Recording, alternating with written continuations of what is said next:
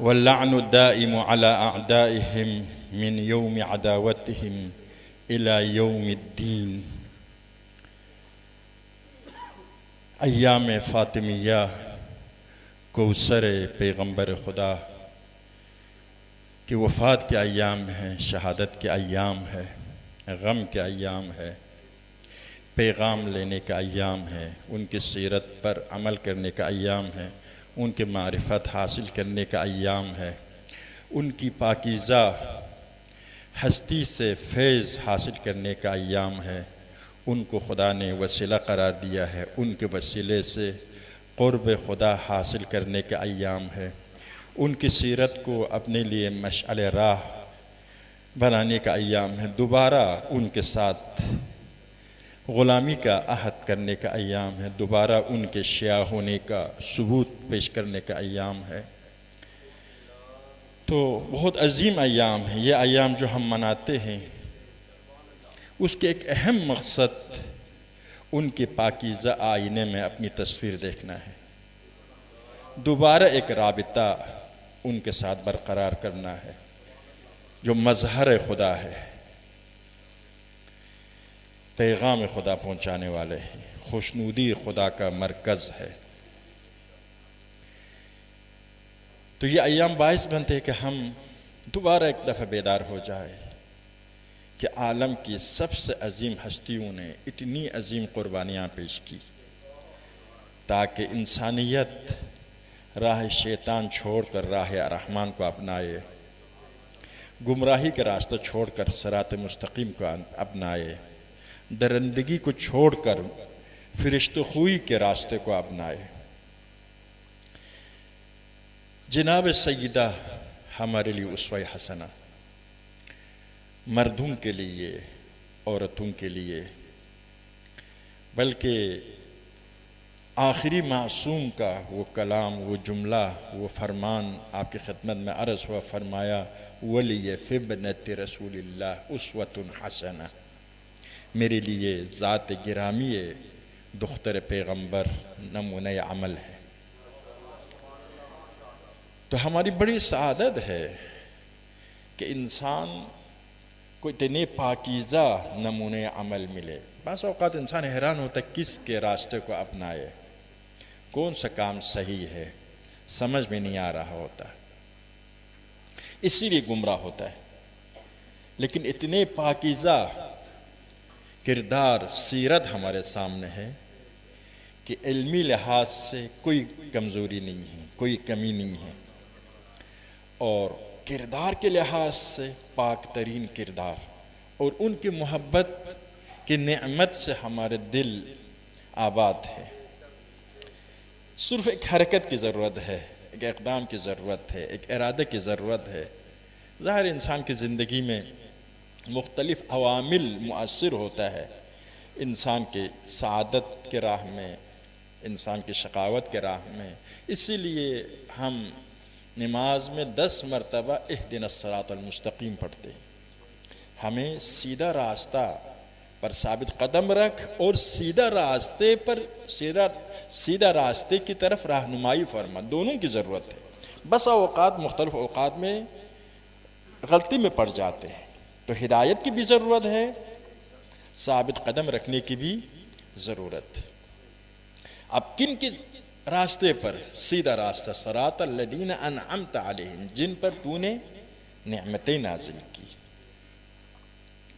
خود قرآن نے بیان کیا ہے انعم اللہ علیہم من النبیین والصدیقین والشہداء والصالحین، جن پر خدا نے نعمتیں نازل کی ہے وہ انبیاء ہے، صدیقین ہے، شہداء ہے، صالحین ہے۔ تو پاک ترین ہستیاں، عالم خلقت میں سب سے افضل ہستیاں ہمارے سامنے ہیں، ان کی زندگی یہ بہت بڑی سعادت ہے۔ تو اسوہ عرض کے جناب سیدہ ہمارے لیے اسوہ حسنہ ہے، مردوں کے لیے اور عورتوں کے لیے، انسان کی زندگی کی ضرورت ہو اسوہ۔ یہ جو ہمارے بچے ہوتے ہیں، خدا نے انسان کی فطرت میں ڈال دی ہے کہ دوسرے کے نقش قدم پر عمل کرے، یہ فطرت میں ہے۔ فطرت کے ساتھ ساتھ دیکھیے ایک آدمی ہنس رہا ہے، آپ کو ایسے ہی آپ پر اثر کرتا ہے، آپ کو بھی خوشی ہوتی ہے، آپ کو معلوم نہیں کیوں ہنس رہا ہے۔ کوئی رو رہا ہے، آپ کو پتہ نہیں ہے کیوں رو رہا ہے، تب بھی اس کے ساتھ ایک خواستہ ناخواستہ شریک ہو جاتے ہیں۔ آپ اگر خوش ہو، اچانک کسی کو روتے ہوئے دیکھ کر آپ کی خوشی ختم ہو جاتی ہے۔ کردار کا اثر انسان پر بہت زیادہ ہوتا ہے، کردار کا اثر انسان پر زیادہ ہوتا ہے۔ انسان کے آنکھوں کے ذریعے جو علم منتقل ہوتا ہے، اس کا اثر انسان کے جذبات پر بہت ہوتا ہے۔ دیکھیے فرض کیجئے اگر آپ کو پتہ ہے، سب کو پتہ ہے کہ ہمارے ملک میں غریب لوگ رہتے ہیں، ایسے لوگ رہتے ہیں جو ایک ٹکڑا روٹی کے لیے ترستے ہیں، بھوکے ہیں، لیکن ہم نے نہیں دیکھا، صرف پتہ ہے کہ ایسے ہے۔ لیکن اگر ایسا دیکھنے کا موقع مل جائے تو اس وقت ممکن ہم اپنی روٹی کو کم کر کے ان کو شریک بنائے۔ جانتے تھے پہلے سے، لیکن ابھی کیا فرق پڑا، اس کو آنکھوں سے دیکھا ہے۔ آنکھوں کا اثر انسان پر بہت ہوتا ہے۔ اسی لیے ایک حکمت آمیز جملہ سنیں گے، اس کا اثر ہوتا ہے۔ اسی جملہ کو داستان کے شکل میں ڈالیں گے تو وہ کردار کے شکل میں پیش ہوتا ہے، مزید اثر ہوتا ہے۔ اس داستان کا فلم بنائیں گے تو اس کا مزید اثر ہوتا ہے۔ جو عام طور پر فلمیں ہوتی ہے، آپ کو پتہ ہے کسی نے سوچ کر داستان لکھی ہے اور اس پر فلم بنایا گیا ہے، کوئی حقیقت نہیں ہے، اس کے باوجود دیکھنے والوں کو اپنے ساتھ لے چلتی ہے۔ یہ کردار کے ایک اثر ہے، اسوہ کردار کے تجسم کا نام ہے۔ دوسرا یہ ہے کہ انسان عظیم شخصیات کے نقش قدم پر چلنا چاہتا ہے۔ وہ کامیاب ہوئے ہیں، ہم بھی کامیاب ہونا چاہتے ہیں۔ رول ماڈل اپنا کس کو بنائیں گے؟ اس کو بنائیں گے جس کو کامیاب سمجھتے ہیں، جس سے محبت کرتے ہیں، جس کی عزت کرتے، زیادہ سے زیادہ اس کی کردار ہماری زندگی میں مؤثر ہے۔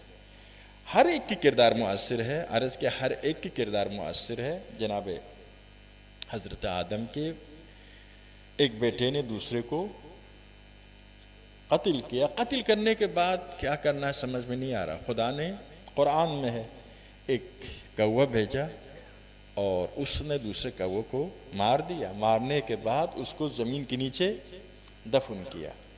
اب قابل کے سمجھ میں آیا کہ مجھے کیا کرنا چاہیے۔ کردار دیکھو، ایک جانور سے بھی سیکھنے کا، اگر صحیح چیز ہے تو جانور سے بھی سیکھو۔ ہمارے احادیث میں ہے تم چونٹی سے سیکھو۔ چونٹی دیکھیے، جس وقت ابھی صحیح سالم ہے، دانے مل رہے ہیں، اس وقت دانہ جمع کرتے ہیں اس موقع کے لیے جس وقت کچھ نہیں ملے گا۔ آپ بھی ابھی اپنی آخرت کے لیے کیا ہے تیاری کر سکتے کہ تو چونٹی سے درس حاصل کرو، یعنی چونٹی کے کردار کو اپناؤ۔ کہتے ہیں اسی طرح سے احادیث میں آپ نہیں دیکھتے ہیں مرغہ صبح آواز دیتا ہے، یاد خدا کرتا ہے، آپ کیوں سو رہے ہیں؟ یہاں تک کہ پانی کے بارے میں کہا کہ دیکھو پانی قطرہ قطرہ گرتا ہے اور پتھر کو سوراخ کرتا ہے۔ آپ کیوں جلدی مایوس ہوتے ہیں؟ جلدی مایوس مت ہو جاؤ، آپ بھی ثابت قدم رہیں گے تو کامیاب ہو سکتے۔ تو یہ تائید بہت ہے کہ آپ ہر چیز سے درس حاصل کرو، ہر کردار سے، ہر عمل سے سبق سیکھو۔ لیکن یہ ایک حقیقت، انسان سب سے زیادہ انسان سے سبق لیتا ہے۔ اور آپ جانتے ہیں تیمور، یہ مغول کے جو بہت بڑا تھا، تقریباً 12 شکست کھایا، بھاگ گیا، تو کسی پتھر کے نیچے چھپا ہوا تھا، ایک چونٹی کو دیکھا کہ دانہ اٹھا کر جا رہی ہے پتھر کے اوپر، مسلسل گر رہی ہے۔ یہ سو گیا، اتنا دیکھتا رہا، آخر میں نیند آ گئی۔ جب اٹھ گیا دیکھا کہ اب چونٹی اوپر چڑھ چکی ہے، تو اس نے دیکھا کہ میں تو چونٹی سے کمتر نہیں ہوں۔ چونٹی نے دن بھر کوشش کر کے آخر دانہ پہنچا دیا، واپس آیا، جنگ لڑی، کامیابی حاصل کی۔ تو یہ انسان کی فطرت میں ہے، اور جس آدمی کے کردار کو آپ دیکھتے ہیں وہ اگر محبوب ہو زیادہ اس کے نقش قدم پر چلتے ہیں، اگر اس کو کامیاب سمجھتے ہیں اپنی زندگی میں زیادہ اس کے نقش قدم پر چلتے ہیں۔ تو اسی لیے ہمارے معاشروں میں دیکھیے، ہمارے بچے اپنے علاقے میں مثلا پاکستانی معاشرے میں اردو سیکھ جاتے، پنجابی سیکھ جاتے، اپنی اپنی زبان سیکھ جاتے ہیں، سکھانے کی ضرورت نہیں ہوتی۔ کیوں؟ اس لیے کہ وہ دوسروں کو دیکھ کر بولتا ہے، دوسروں کے نقش قدم پر چلنا، دوسروں کے کردار کو اپنانا اس کی طبیعت میں ہوتی ہے۔ وہی لباس پہنتا ہے جو معاشرے کے لوگ پہنتے ہیں، وہی انداز میں بات کرتے ہیں، اسی طریقے سے کھاتے پیتے مکان بناتے جو دوسرے کرتے ہیں۔ یعنی ایک علاقے کے، ملک کے آداب رسومات، ساری ثقافت سکھانے کی ضرورت نہیں ہے، خود بخود منتقل ہوتا ہے، خود بخود منتقل ہوتا ہے، اپنے دوسروں سے لیتے، چھوٹے بڑے سے لیتے، سکھانے کی ضرورت نہیں۔ اگرچہ آج کل دنیا تھوڑا سا گاؤں میں تبدیل کر کے پوری دنیا کو مغربی ثقافت میں ڈالنے کی گناؤنی سازش ہے، کافرانہ مشرکانہ ثقافت میں ڈالنے کی، لیکن یہی دیکھ کر انسان اس کو اپناتا ہے۔ قدیم زمانے میں صرف اپنے علاقے کے لوگوں کو دیکھ سکتے تھے، انہی کے نقش قدم پر چلتے تھے، لیکن اب پوری دنیا کو روزانہ مختلف ذرائع سے دیکھ لیتے ہیں، تو ایک قسم کے ثقافتیں خطرے میں ہیں، قوموں کی ثقافتیں۔ تو یہ انسان کی طبیعت میں اسی لیے آسانی سے زبان سیکھ جاتا ہے، آسانی سے آداب و رسومات سیکھ جاتا ہے، اس معاشرے میں کون سی چیزیں قبیح ہے، کون سی چیزیں اچھی ہے سیکھ جاتا ہے۔ یہ خدا کی بڑی نعمت ہے، اگر یہ نعمت نہ ہوتی کوئی بچہ زبان نہیں سیکھ سکتا۔ کیوں؟ دوسروں کے نقش قدم پر چلنے کی طبیعت نہ ہو تو نہ زبان سیکھتا، نہ آداب و رسوم اپناتا، بڑا مشکل سے دو چار ہو جاتے۔ تو یہ خدا کا احسان ہے کہ انسان کی تربیت کے لیے اس کی بڑی اہمیت ہے۔ اور کس کو انسان عرض کے اسوہ بناتے ہیں؟ سب کو بناتے ہیں، لیکن خصوصاً وہ افراد جن کو کامیاب سمجھتا ہے۔ انسان چاہتا ہے کامیاب ہو جائے، انسان چاہتا ہے کمالات حاصل کرے، تو جن کو کامل سمجھتا ہے، جن کو کامیاب سمجھتا ہے، انہی کو اپنے لیے اسوہ حسنہ بنائے گا۔ تو یہ ایک اہم مسئلہ ہے۔ تو کن کو ہم کامیاب سمجھتے؟ یہی مسئلہ ہے۔ کیا انبیاء کو کامیاب سمجھتے؟ نہیں سمجھتے۔ محمد و آل محمد کو کامیاب سمجھتے؟ نہیں سمجھتے۔ ہم جس کو کامیاب سمجھتے ہیں اسی کو اسوہ بناتے۔ دیکھیں ملک میں ایک آدمی بڑا معروف ہے، کھلاڑی ہے یا فلمی ایکٹر ہے وغیرہ ہے، اس کے ذریعے اپنے مال کے فروخت کے لیے کپڑا اس کو پہناتے ہیں تاکہ دوسرے لوگ اس کے فالو کرے اور اس کی پیروی کرے، اس کے نقش قدم پر چلے۔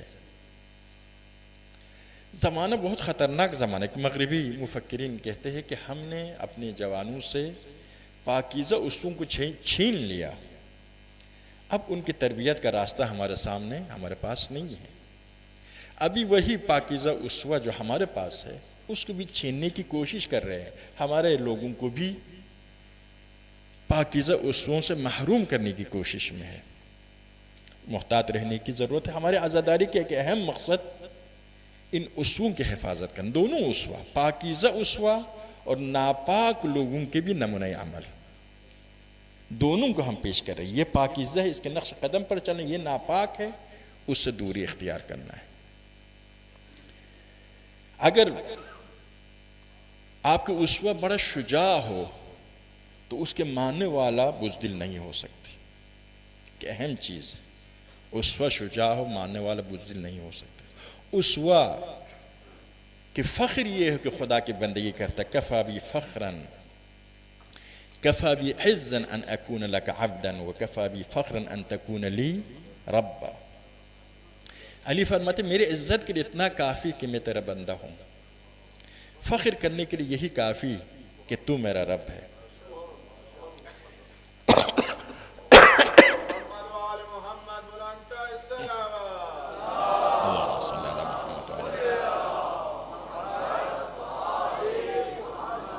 جو شخص علی کو اپنا اسوہ بناتا ہے وہ یقیناً خدا کی بندگی پر فخر کرے گا، خدا کی بندگی کو اپنی عزت سمجھے گا، دنیا کی سپر طاقتوں کے غلامی کو نہیں اپنائے گا۔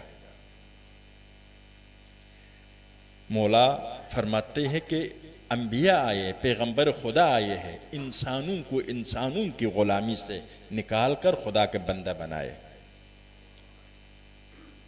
تو یہ اسوہ ہے، اسوہ شجاع ہو تو اس اسوہ کے ماننے والا بزدل نہیں ہو سکتا۔ یعنی تمام صفت، اسی لیے کن کو اسوہ بنانا چاہیے؟ ان کو بنانا چاہیے ایک تمام کمالات ان کی ذات میں ہو۔ ایک آدمی ہے ایک میدان میں بڑا کامیاب انسان ہے، دوسرے میدانوں میں اس کی کوئی صلاحیت نہیں ہے، اس کو آپ اسوہ بنائیں گے تو اسی جیسے ہو جائیں گے، اسی جیسے ہو جائیں گے، کیونکہ آپ کے نظر میں وہی کامیاب ہے۔ تو ایک میدان میں کامیاب ہے، اسی میدان میں اسی جیسے آگے بڑھیں گے۔ باقی میدانوں میں فرض کہ آدمی مجاہد ہے، جہاد میں اس کی پیروی کریں گے، لیکن ممکن وہ بے رحم ہو، نعوذ باللہ آپ بھی بے رحم ہو جائیں گے، وہ بے خبر ہو، آپ بھی بے خبر ہو جائیں گے۔ ایک آدمی شب و روز نماز میں مصروف ہے، لیکن معاشرے میں اپنی ذمہ داریاں انجام نہیں دیتا ہے، اس کو اگر اسوہ سمجھیں گے تو آپ بھی اسی طرح سے۔ اس لیے ایسے اسوے کی ضرورت ہے جو ہم جانبہ کمالات اس کے اندر ہو، تمام کمالات انسانی اس کے اندر ہو، تاکہ جو شخص اس کو اسوہ بناتا ہے انسانی تمام فضائل میں آگے بڑھتا ہے، اور وہ انسانی فضائل میں بھی محدود نہ ہو۔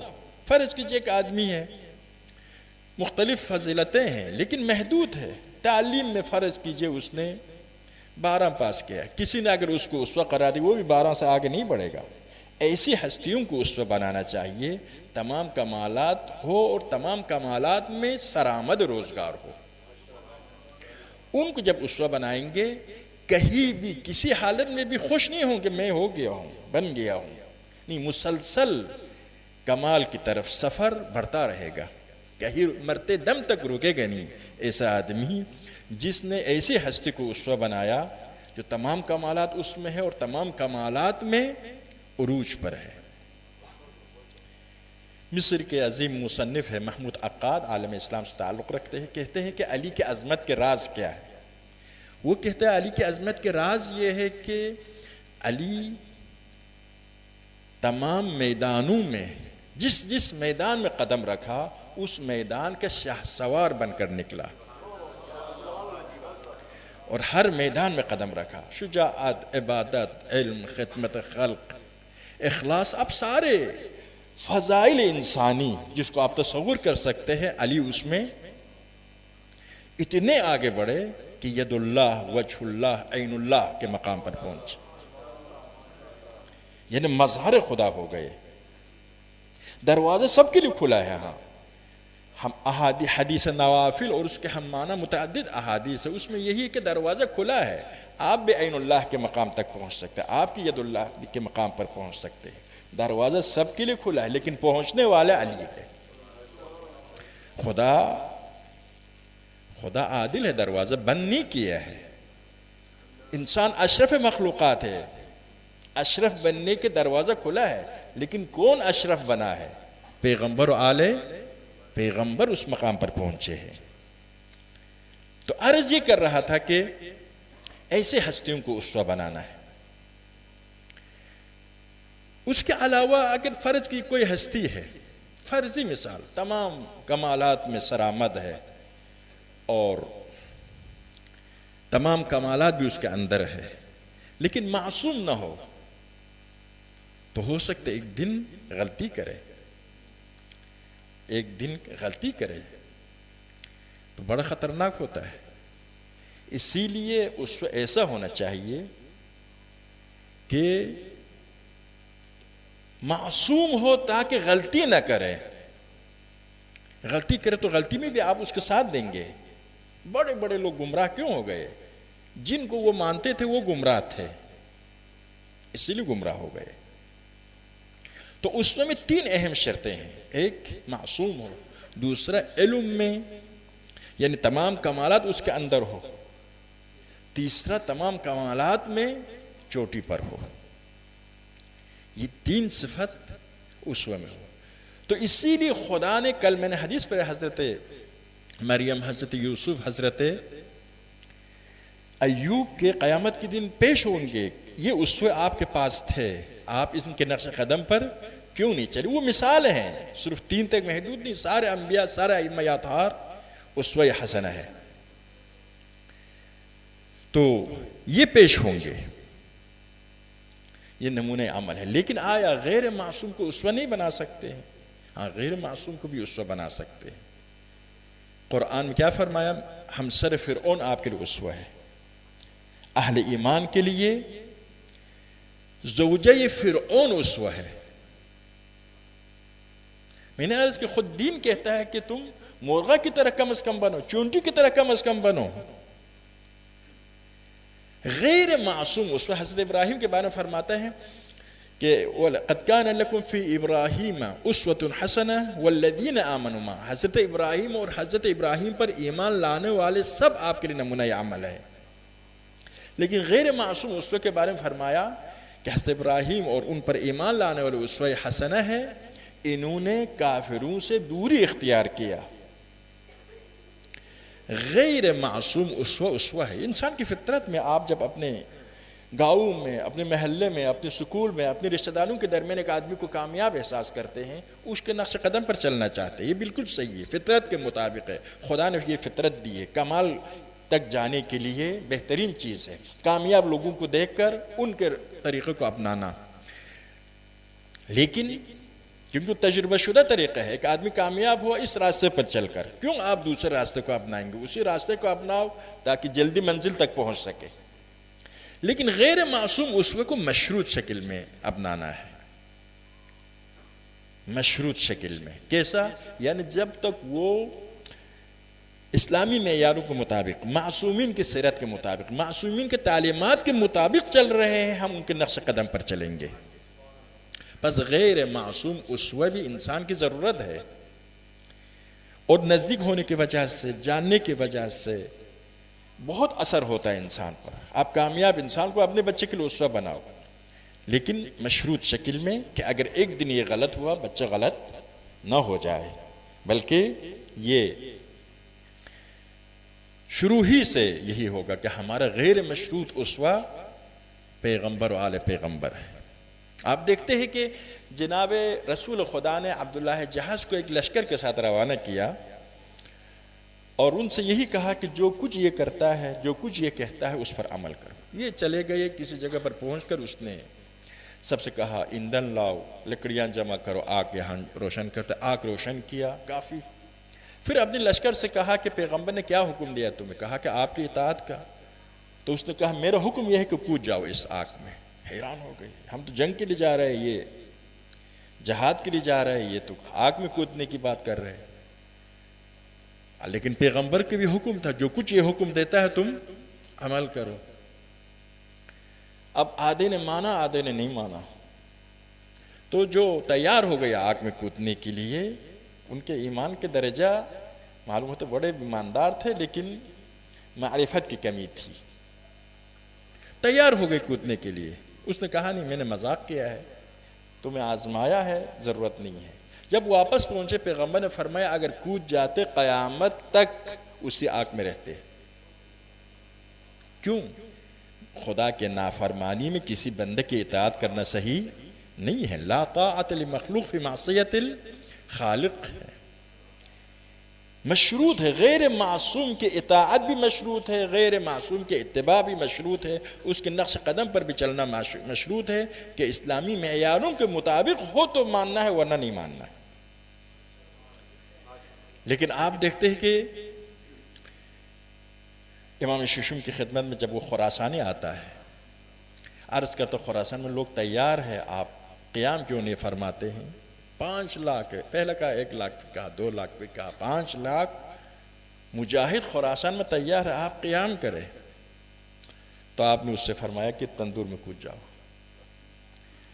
تو پریشان ہو گیا، کہا کہ مولا میں اپنی بات واپس دیتا ہوں، معاف کریں، مجھ کی غلطی ہو گئی، گستاخی ہو گئی. امام خاموش رہے. جب آپ کے ایک مخلص صحابی آتا ہے، آپ اس سے فرماتے کود جاؤ، وہ کود جاتا ہے. اب یہ پریشان ہے، کیا ہوا کیا نہیں ہوا. تجسس تو انسان کی فطرت میں ہے. کچھ وقت گزرنے کے بعد امام اس کے ساتھ اٹھتے ہیں، جا کر تندور کے ڈھکن کھولتے ہیں، دیکھتا ہے کہ وہ صحیح و سالم ہے، وہ آگ گلزار بن گئے اس کے لیے۔ تو آپ نے فرمایا ایسے کتنے ہوں گے شیعہ خراسان میں؟ عرض کہ ایسا کوئی بھی نہیں ہوگا۔ اصل میں یہ شرط کے ساتھ امام کو مانتے ہیں نا، شیطان جو کافر ہوا کیوں ہوا؟ شرط کے ساتھ خدا کو مانتا، تو خدایا میری خواہش کے مطابق حکم کیا تو میں مانتا ہوں، پوری زندگی عبادت کرتا ہوں، لیکن میری خواہش کے مطابق، میری خواہش کے خلاف حکم ہو تو ماننے کے تیار نہیں ہوں۔ یہ حقیقی مومن نہیں ہو سکتا ہے۔ تو امام کی بات ماننا ہے تو بغیر شرط و شروط۔ یہاں پر دیکھیں امام معصوم، کیونکہ معصوم تھے اس لیے بغیر شرط و شروط ماننا ہے۔ لیکن غیر معصومین جس کے نقش قدم پر چلیں گے، ایک جس کی اطاعت کریں گے مشروط شکل میں ہے، اسلامی معیاروں کے مطابق ہو تو اس کی اطاعت کرنی ہے، اس کے نقش قدم پر چلنے، ورنہ نہیں۔ والدین کے احترام کا حکم ہے، عزت کا حکم ہے، وہ آپ کو کافر مشرک بنانے کی کوشش کرے بھی، ان کے بات نہیں مانی، ان کے ساتھ نیکی کرنا، لیکن بات نہیں ماننی ہے، غلط باتوں میں کسی کے بات نہیں مانی، اتنی تاکید کے باوجود۔ تو یہ بس ہمارے معاشرے میں بعض اوقات لوگ پریشان ہوتے ہیں کہ آدمی کو بہت مانتے ہیں، بعد میں دیکھتا ہے کہ وہ غلط آدمی ہے یا غلط کام کیا، تو بالکل دین و مذہب و مومنین سب سے متنفر ہوتے۔ یہ صحیح نہیں ہے۔ آپ کے پاس دین ہے اور 14 معصومین ہے، یہ معیار ہے۔ باقی جب تک ان کے راستے پر گامزن ہے ساتھ دے، جس وقت وہ راستے چھوڑ گئے اس وقت آپ بھی چھوڑ دے۔ یہ ایک اہم چیز۔ تو ہمارے اس میں معصومین بھی ہے، غیر معصومین بھی ہے مشروط شکل میں، لیکن بہت سے اسوے جن کے نقش قدم پر لوگ چلتے ہیں قرآن نے منع کیا۔ ایک آبا و اجداد، عام طور پر مشرکین یہی کہتے تھے اِنَّا وَجَدْنَا آبَاءَنَا عَلَى أُمَّةٍ وَإِنَّا عَلَى آثَارِهِمْ مُقْتَدُونَ۔ ہم اپنے آبا کو ایک طریقے پر پائے ہیں، ایک روش پر پائے، ایک قسم کا کام کرتے ہوئے پائے ہیں، بتوں کی پوجا کرتے، بتوں کے پاس اپنی درخواست دے کر جاتے ہیں، ہم بھی ان کے نقش قدم پر چلتے۔ خدا فرماتے ہیں کہ یہ کیسی بات ہو گئی آبا کے نقش قدم پر چلنا؟ اَوْلَوْ كَانُوا لَا يَعْقِلُونَ۔ دوسرے آیت میں فرماتے ہیں اگر ان کے پاس عقل بھی نہ ہو تب بھی ان کی پیروی کرو گے۔ پیروی کرنے کے لیے کیا شرط ہے؟ جاہل کی پیروی نہیں کر سکتا ہے، فاسق کی بھی پیروی نہیں کرے گا، جاہل کی بھی پیروی نہیں کرے گا۔ جاہل عالم کی پیروی کر سکتا ہے۔ عدالت ہمارے پاس مرجعیت میں کیا شرط ہے؟ 10 شرطیں ہیں، 11 شرطیں، ان میں سے ایک کیا ہے؟ مجتہد ہو، عالم ہو اور عادل ہو۔ مثلا ایک مجتہد دوسرے مجتہد کی تقلید کرنے کا معنی نہیں رکھتا ہے، جب خود جانتا ہے دوسرے کی کیوں تقلید کرے۔ اور ایک مجتہد ایک عام آدمی کی تقلید کرنے کا معنی نہیں رکھتا ہے۔ عام آدمی اپنے جیسا غیر مجتہد کی تقلید کرنے کا معنی نہیں رکھتا، جاہل کی تقلید کرنا ہے۔ واحد راستہ یہ ہے کہ جو نہیں جانتا ہے وہ جاننے والے کی تقلید کرے۔ پوری دنیا کی سسٹم اسی پر ہے۔ دیکھیں ایک آدمی دل کے بیمار ہے تو دل کے ماہر کے پاس جاتا ہے، اگرچہ یہ آنکھوں کے بڑا اسپیشلسٹ عالمی شہرت یافتہ کیوں نہ ہو، دل لے کر دل کے ڈاکٹر کے پاس جاتا ہے، پیسہ بھی دیتا ہے، دل بھی حوالہ کرتا ہے۔ اب یہی دل کے ڈاکٹر اگر بیمار ہو جائے، آنکھوں کا مسئلہ ہو تو آنکھوں کے ڈاکٹر کے پاس جاتا ہے۔ آپ دیکھیں اس دنیا میں سب یہی ہے، جو ماہر ہے اس پر اعتماد کرتے، اس کی باتوں کو مانتے ہیں، تقلید کے بغیر چل نہیں سکتا کہ آدمی کئی لائن میں ماہر نہیں ہو سکتا۔ ہر لائن میں جو غیر ماہر ہے، ماہر کی دین میں جو ماہر ہے اس کو مجتہد کہتے ہیں۔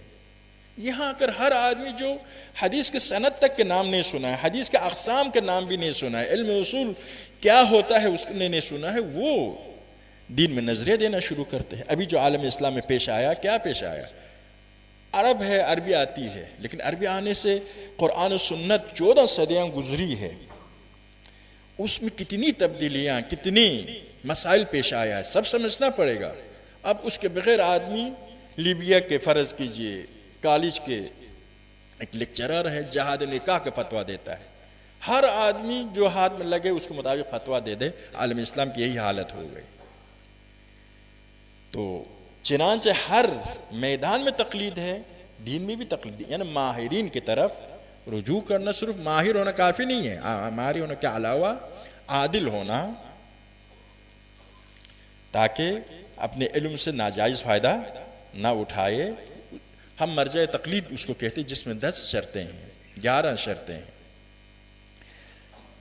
تو یہ لوگ کیا اپنے آبا کی تقلید کرتے تھے. قرآن کہتے ہیں اولو کان آباہم لا یعقلون شیئا، آبا کے پاس عقل بھی نہ ہو تب بھی ان کی پیروی کرنی ہے.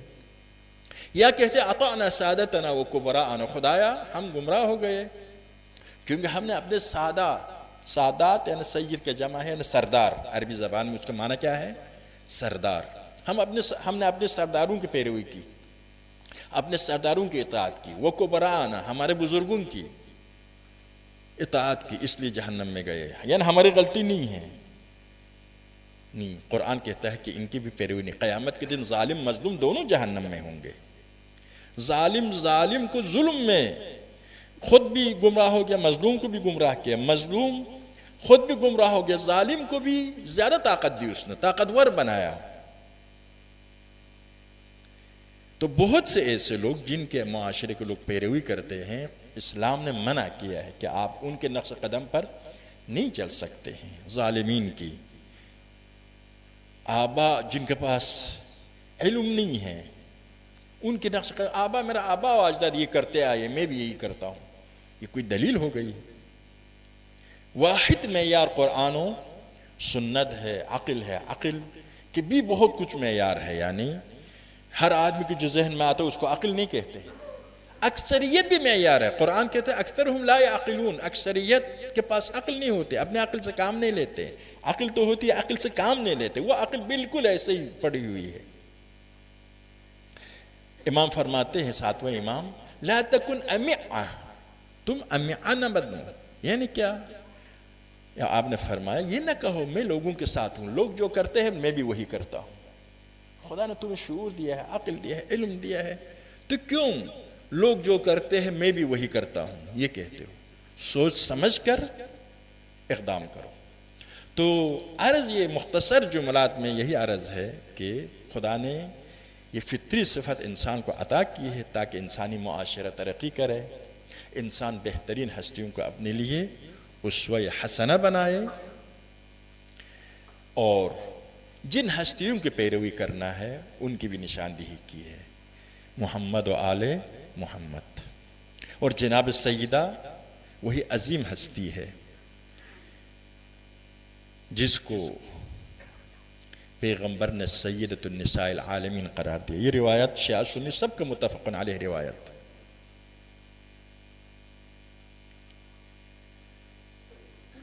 تو ان مناسبات میں ہمیں دیکھنا ہے کہ جس ہستی کے نقش قدم پر ہمیں چلنا ہے اس کے ساتھ ہمارا کیا رابطہ ہے عملاً، مقام عمل میں. جناب سیدہ نے اس وقت ایک انسان ہونے کے ناطے سے، ایک مسلمان ہونے کے ناطے سے، آپ کے مختلف پہلو ہے زوجہ ہونے کے حوالے سے، آپ کا رابطہ خدا کے ساتھ، آپ کا رابطہ اپنے شوہر کے ساتھ، آپ کا رابطہ اپنے والد کے ساتھ، آپ کا رابطہ اپنے فرزندوں کے ساتھ. لیکن ایک مسلمان ہونے کے ناطے سے آپ نے اپنی کیا ذمہ داری انجام دی، آپ اور ایک مسلمان ہونے کے ناطے سے سیاسی ذمہ داری کیا انجام دی. پیغمبر خدا، دیکھیں دو پہلو، ایک مثبت کردار، پیغمبر خدا کی سب سے بڑی حمایت کرنے والی ہستی جناب زہرا سلام اللہ علیہ تھی.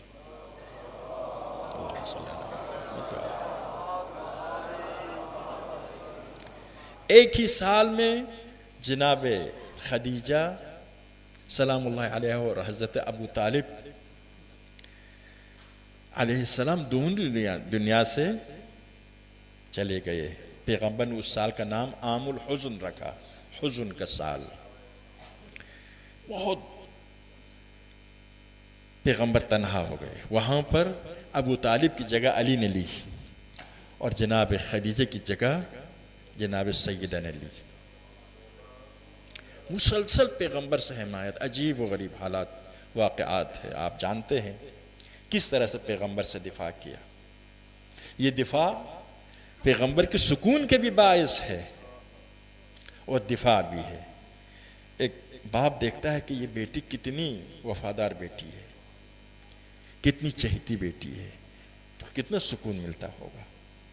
ام ابیہا آپ کو لقب دیا, اور نبوت کی حمایت, پھر امامت کی حمایت کے راہ میں جناب سیدہ نے کیا کردار ادا کیا. علی کے لیے اپنے دولت سرا کو جنت میں تبدیل کیا. یہ جناب سیدہ. اب ایسا موقع آیا, عرض کیا 1,24,000 انبیاء آئے اور گئے, ان میں سے صرف 20-25 کا نام ابھی انسانوں کو یاد ہے, وہ بھی قرآن و سنت کی مدد سے. 104 کتابوں میں سے صرف قرآن محفوظ ہے. توریت و انجیل کو کچھ ٹکڑے ہیں, تو توریت انجیل زبور کے کچھ ٹکڑے ہیں, وہاں پر کلام اللہ کیا ہے یا من گھڑت باتیں کون سی ہیں معلوم نہیں ہے, تحریف کے ساتھ ہے. 104 آسمانی کتابوں میں سے دشمنوں نے پیغام خدا کو نابود کیا, پیغام نبوت کو نابود کیا, کتابوں کو نابود کیا. یہ خطرہ اسلام کے لیے پیش آنے والا تھا, یہ خطرہ اسلام کے لیے بھی پیش آنے والا تھا, خصوصاً منافقین کی طرف سے. خود پیغمبر فرماتا مجھے سب سے زیادہ خوف منافق سے ہے, خود قرآن بھی فرماتا. تو یہ خطرہ تھا, اور یہ خطرہ کب پیش آنے والا؟ پیغمبر کے بعد بہت سخت حالات پیش آئے. امامت کا انتظام ہوا ہے دین کو قیامت تک دین کی حفاظت کے لیے, انسانوں کی تربیت کے لیے, انسانوں کو صراط مستقیم پر چلانے کے لیے. لیکن پیغمبر کے وفات کے فوراً بعد حالات عجیب ہو گئے. آپ خود دیکھتے حالات عجیب و غریب حالات. انصاف کے ساتھ کوئی تاریخ کو پڑھے تو عجیب دیکھتا ہے. ایسے حالات میں اسلام کے لیے خطرہ تھا. ایک طرف منافقین, دوسری طرف ایران, اور تیسری طرف روم. دو سپر طاقتیں بھی دشمن اسلام, اندر کے منافقین بھی دشمن اسلام. اس وقت خود علی فرماتے ہیں کہ میں نے دیکھا کہ اسلام کا وجود خطرے میں ہے, اسی لیے میں نے اپنے ہاتھ روک دیا, جنگ نہیں کی. اس کے بارے میں کل آپ کی خدمت میں عرض کیا, چند جملات عرض ہوا. تو یہاں پر بہترین مناسب ترین اقدام جناب سیدہ کا اقدام تھا کہ حق و باطل بھی تمیز ہو جائے, حق و باطل کی شناخت بھی ممکن ہو, باطل رسوا بھی ہو جائے, اور اسلام کو بھی نقصان نہ ہو. کفر و ارتداد کی جھنڈے ہر جگہ بلند ہو گیا, مدینے سے باہر ہر جگہ. اور مدینے میں اگر دو گروہ کے درمیان خانہ جنگی ہو جاتی تو پھر اسلام کا وجود خطرے میں تھا. باہر کے ہر علاقے میں بغاوت کا علم بلند ہو گیا. مکہ والوں نے مکہ کے والی سے کہا ہم بھی بغاوت کریں گے. بنو امیہ کا والی تھا, اس نے کہا نہیں, ہم کل مسلمان ہوئے ہیں, اتنی جلدی نہ کرے, حالات کو دیکھے, حالات کے مطابق ہم فیصلہ کریں گے. یہ حالات. تو مدینے میں علی نے برداشت کی, تو اصحاب اور انصار و مہاجرین کے اتحاد سے سارے بغاوتوں کو کچل دیا. لیکن اس طرح سے خاموش ہوتے تو باطل کی نشاندہی بھی ناممکن تھی, اور باطل قدم بے قدم پورے اسلام کی تصویر کو بدل سکتے تھے. یہی سسٹم گیا نا, یہی خلافت کے سسٹم گیا کہ یزید خلیفہ برحق بن گیا. اگر اسی سسٹم پر اعتراض نہ ہوتا, یزید پورے اسلام کو بدل چکا تھا. لیکن یزید عالم اسلام کے شرعی معیاروں کے مطابق خلیفہ بن گیا ہے. اسی لیے کہتے ان کے مفتیوں نے کہا کہ حسین اپنے نانا کے تلوار سے شہید ہو گئے. اس طریقے سے تحریف کی اسلام میں. اب بہت خطر. تو یہاں پر ضرورت اس بات کی تھی کہ ایک معیار مسلمانوں کو دیا جائے, کم از کم مسلمانوں کے سامنے سوال کھڑا کیا جائے, غلط فہمی سے نکل آئے. تو یہ کام جناب سیدہ نے کیا, ورنہ اسلام کی بقا خطرے میں. دیکھیں پیغمبر نے دین پہنچایا, دوسرے ادیان بھی خدائی دین تھے, انبیاء نے لایا تھا, کیوں باقی نہیں رہے؟ ختم نبوت کے اعلان کیوں کیا خطرات کے باوجود؟ یہ ہے کہ پیغمبر نے، اسلام نے، خدا نے انتظام کیا تھا کہ یہ دین قیامت تک باقی رہے گا امامت کے ذریعے۔ اب کیسا باقی رہے گا؟ انہی قربانیوں کے ذریعے، عسکری جنگ کے ذریعے، فکری جنگ کے ذریعے۔ پیغمبر خدا کو قرآن میں حکم ہے، جاہد یا ایھا النبی جاہد الکفار والمنافقین، کفار کے ساتھ جنگ کرو، منافقین کے ساتھ جنگ کرو۔ لیکن آپ جانتے پیغمبر جب دنیا سے چلے گئے، کسی بزرگ نے تلوار نکال کر دفن کرنے نہیں دیا۔ کہانی پیغمبر نے ابھی تک منافقین کے ساتھ جنگ نہیں لڑی ہے، خدا کے ساتھ میقات کے لیے گئے ہیں، واپس آنے والے، لیکن وہ جلدی چلے گئے سقیفے میں دفن کے بغیر۔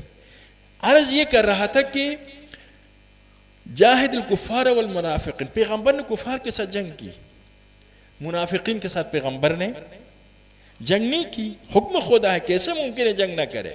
جنگ کی کیفیت مختلف ہے۔ تو کفار سامنے آتے دشمن بن کر، سامنے جو دشمن بن کر آتا ہے اس کے ساتھ لڑنے کا الگ انداز ہوتا ہے۔ منافقین اپنے بن کر آتے ہیں، اپنے بن کر جو آتے ہیں ان کے ساتھ لڑنے کا انداز کچھ اور ہوتا ہے۔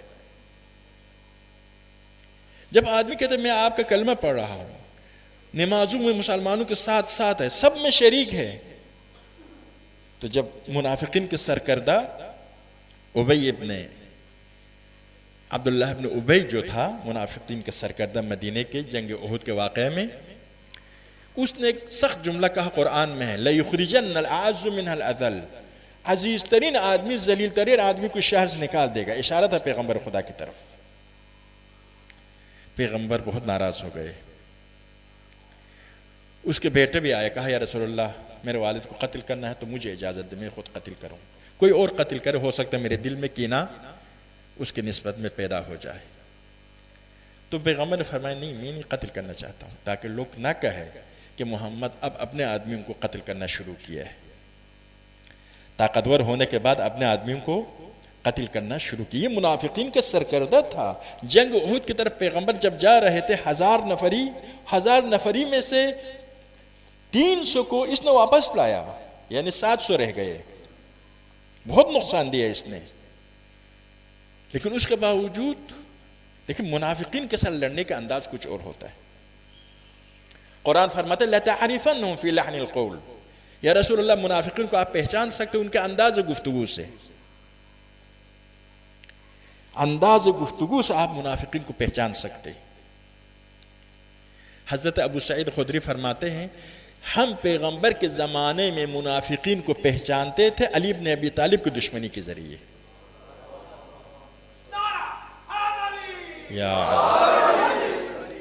منافقین کے ساتھ ایک کسوٹی، ایک معیار آپ نے پیش کیا، وہ معیار بھی سارے مسلمانوں کے متفقن علیہ معیار ہے۔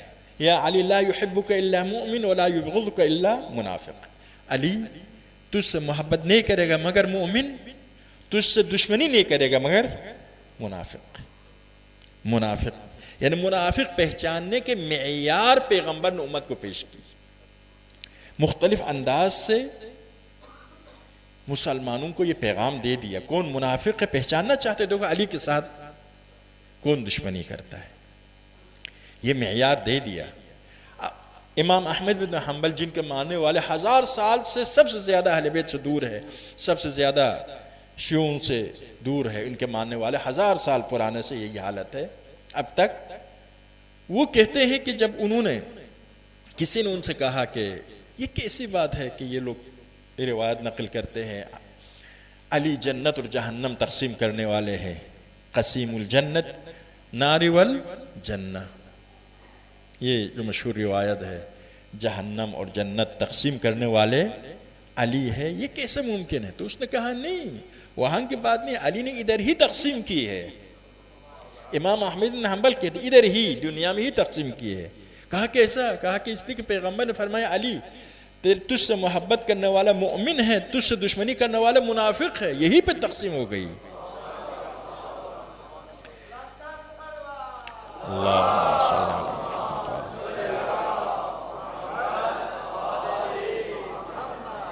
تو جناب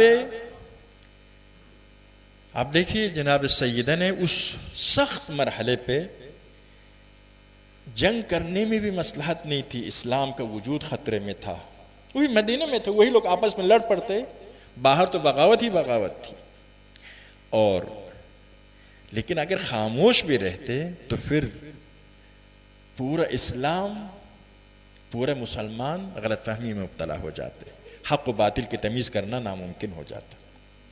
تو علمی لحاظ سے باطل کو رسوا کیا، باطل کی نشاندہی کی، وہ جناب سیدہ کے قیام ہے۔ آپ نے فدق کا مطالبہ کیا، فدق کا مطالبہ کیا۔ ابن ابی الحدید اپنے استاد سے، یہ معتزلی فرقہ سے تعلق رکھتے ہیں، عالم اسلام والوں سے نقل کرتے ہیں کہ کیا حرج تھا اگر فدق جناب سیدہ کو دے دیتے، کیونکہ یہ فدق بعد میں مروان کو دیا گیا ہے، تو پیغمبر کی بیٹی کو دے، کیا حرج تھا؟ کیونکہ عام طور پر حکومتیں ان لوگوں کو زمینیں دیتے ہیں جنہوں نے بڑے کارنامہ انجام دیے، یہ تو پیغمبر کی بیٹی تھی، چلو حق نہ صحیح، دینے میں کوئی حرج نہیں تھا، فدق بہت سن کو دیا ہے بعد میں۔ تو اس نے کہا کہ اگر آج فدق دیتے تو کل امامت کے لیے اقدام کرتی۔ ایک شکست ماننے کے بعد دوسرا شکست ماننا آسان تر ہو جاتا ہے، یہ لوگ اسی لیے۔ اب دیکھیں فدق مال خدیجہ نبوت کی حمایت میں استعمال ہوا، فدق امامت کی حمایت میں استعمال ہو سکتا تھا۔ فدق کے لیے آپ نے اقدام کیا، جب بعد میں مولا اقتدار پر آئے فرمائے فدق کی وہ حیثیت اب نہیں رہی۔ اس وقت حق و باطل پہچاننے کے، حق و باطل کے درمیان فرق پیدا کرنے کے معیار فدق تھا، فدق کے ذریعے باطل کو رسوا کیا۔ لیکن علی کے زمانے میں اقتدار علی کے پاس، اس لیے وہاں پر صرف اس کی حیثیت مالی حیثیت تھی۔ فدق 12 مرتبہ رد و بدل ہوا ہے۔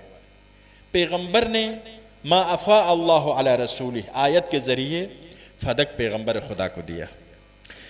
وآتی ذی القربى حقہ، ذی القربہ کو اپنا حق دو۔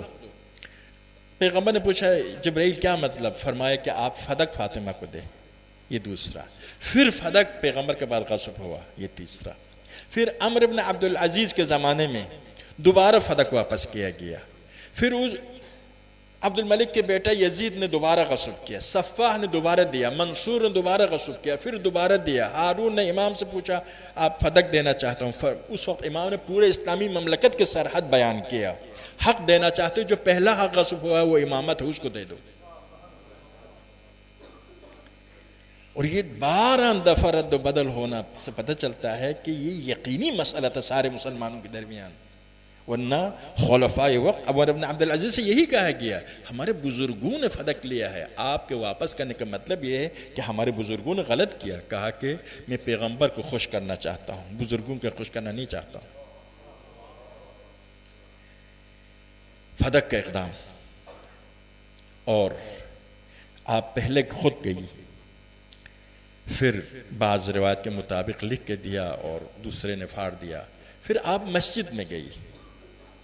مسجد میں جناب سیدہ کے لیے باہر سے جانے کی ضرورت نہیں تھی، آپ کے دروازہ کھلتا تھا، مشہور واقعہ، سب کے دروازے بند ہو گئے، جناب سیدہ کا دروازہ مسجد کی طرف بند نہیں ہوا، اپنے دروازے پر آ کر خطاب کر سکتی تھی۔ جناب سیدہ پردے کے لحاظ سے کتنا خیال رکھنے والی ہستی تھی، لیکن آپ بنی ہاشم کی خواتین کے جرمٹ میں مسجد سے باہر آتی ہے، عام دروازے سے جاتی ہے تاکہ کوئی انکار نہ کرے، شور شرابہ میں آواز کو دبا سکتے۔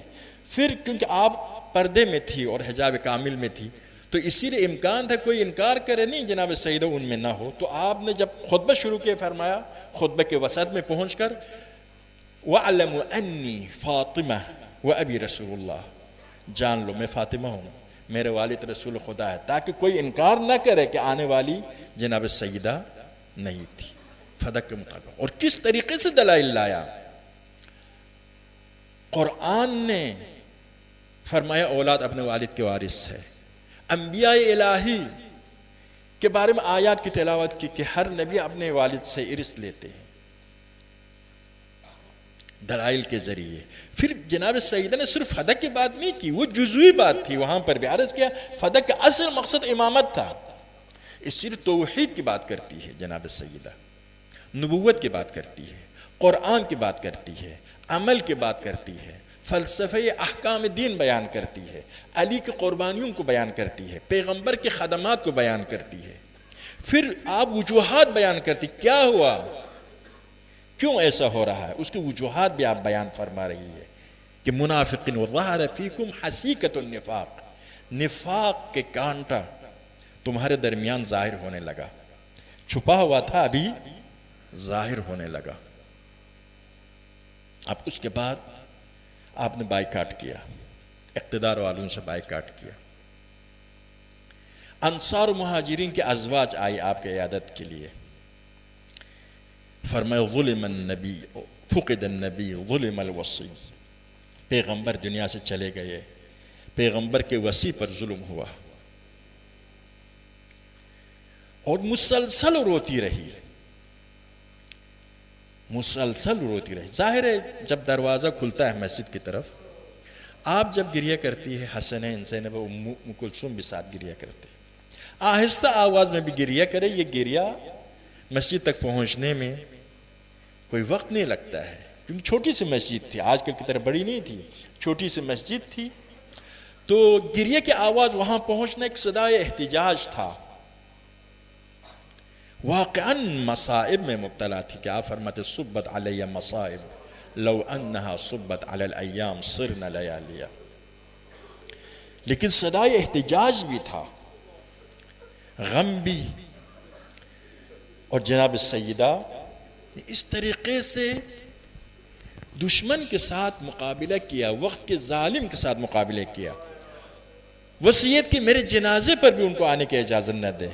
رات کی تاریکی میں جب آنکھیں سو جائیں گی، جب آوازیں بند ہو جائیں گی، اس وقت مجھے دفن کرنا، میرے جنازے پر ان لوگوں کو آنے کی اجازت نہ دینا. جب زہرا کے عیادت کے لیے آنے کی کوشش کی گئی تو آپ نے اجازت نہیں دی. پھر علی پر دباؤ ڈالا گیا، اصرار کیا تو علی نے فرمایا پیغمبر کی بیٹی میں نے اجازت دی ہے. فرمایا کہ میں آپ کی زوجہ ہوں، آپ جو فرماتے میں عمل کروں گی. اجازت دیا آپ نے. جب وہ دونوں آ گئے فرمایا تمہیں یاد ہے پیغمبر نے فرمایا جس نے فاطمہ کو اذیت دی اس نے مجھے اذیت دی. کہا ہمیں یاد ہے. فرمایا گواہ رہنا میں تم سے ناراض ہو کر جا رہی ہوں. جناب سیدہ کتنی مظلوم ہستی ہے، پیغمبر کے اکلوٹی بیٹی، لاڈلی بیٹی، وہ عظیم ہستی جس کے شان میں اتنی آیات ہے، حیران ہے، اتنی احادیث ہے. پیغمبر سے کتنی محبت کرتے تھے. ایک دفعہ جب پیغمبر دفن ہو کر صحابی واپس آتا جناب سیدہ کی خدمت میں، فرماتے کہ تمہیں کیسا گوارا ہوا، کس طرح سے پیغمبر کی جسم اطہر پر تم نے مٹی ڈال دیا. اتنے پیغمبر کو چاہنے والی بیٹی. پیغمبر سے جب جدا ہو رہی تھی پیغمبر نے سرگوشی میں کچھ فرمایا، رونے لگی، پھر کچھ فرمایا، خوش ہو گئی. عائشہ نے پوچھا پیغمبر کی بیٹی بتاؤ کیا فرمایا تھا؟ فرمایا کہ میرے والد نے مجھے خبر دی کہ سب سے پہلا مجھے خبر دی کہ میں عنقریب جا رہا ہوں. میں نے گریہ کیا، لیکن جب خبر دی سب سے پہلے مجھ سے ملاقات ہوگی مجھے خوشی ہوئی. لیکن روایت میں ہے ما زالت بعد ابیها معصبۃ الراس باکیۃ العین محترقۃ القلب. پیغمبر کے بعد بیماری کی وجہ سے سر باندھا ہوا تھا، آنکھوں سے آنسو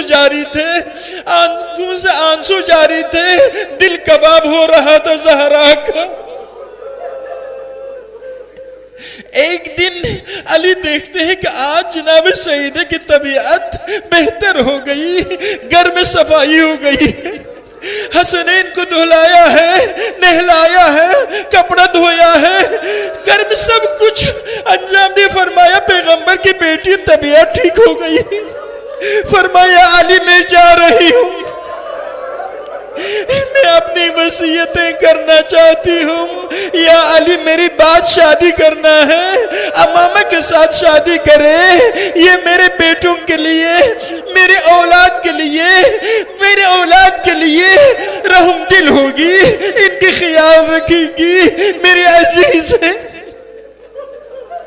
یا علی، یا علی، یہ بچے، یہ شہزادے کل اپنے نانا سے جدا ہو گئے، آج اپنی والد سے جدا ہو رہے ہیں۔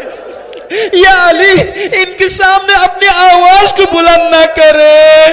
جناب سیدہ کتنی چاہتی ہے اپنے فرزندوں کو، علی سے وصیت کر رہی ہے۔ یا علی، یا علی آواز بلند نہ کرے، ان شہزادوں پر سلام ہو، زہرا پر جس کو اپنی اولاد کا اتنا احساس ہے، محسن کے سقط ہونے پر آپ کے دل پر کیا گزرا ہوگا۔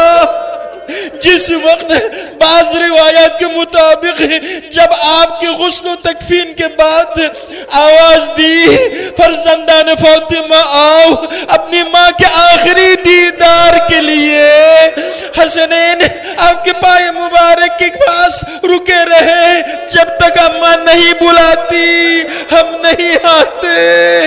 آپ نے دست مبارک بلند کیا، حسنین کو بلایا۔ حضرت فاطمہ جناب سیدہ آپ کی خدمت میں عرض ہے، دستبستہ عرض ہے، وہی حسنین، وہی زینب ام کلثوم جن کے ساتھ اتنی محبت کرتی ہے۔ کربلا میں کیا ہوا؟ آپ تھی کربلا میں، کربلا میں آپ تھے، یقیناً آپ کربلا میں آئی تھی، آپ کس طرح سے جنت میں رہ سکتی تھی۔ لیکن میں یہ عرض کرنا چاہتا ہوں، آپ کا یہی بیٹا حسین تھا جس کے سر تن سے جدا ہوا، جس کے دست مبارک پر شہزادہ علی اصغر ذبح ہو گئے۔ الا لعنت اللہ القوم الظالمین وسيعلم الذین